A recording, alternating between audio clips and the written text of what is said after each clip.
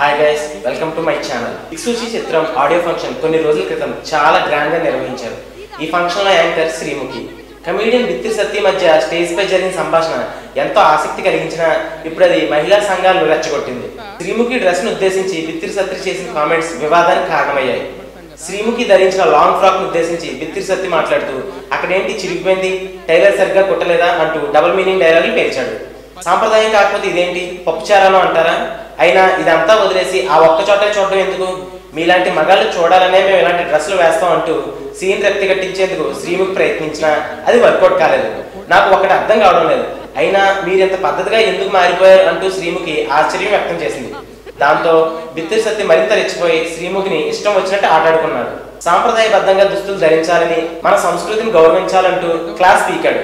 వాస్తవానికి శ్రీముఖి వేసుకున్న డ్రెస్ మరీ అభ్యంతరకరంగా ఏమీ లేదు, కానీ బిత్తిరి సత్య ఆమె డ్రెస్ పై చేసిన కామెంట్స్ సరికాదు అంటున్నారు మహిళా సంఘాల నేతలు. ఎంటర్టైన్మెంట్ కార్యక్రమాల్లో డబుల్ మీనింగ్ డైలాగులు, బూతులు మాట్లాడితేనే కామెడీ చేసినట్ట అంటూ విమర్శలు కూడా వ్యక్తమవుతున్నాయి.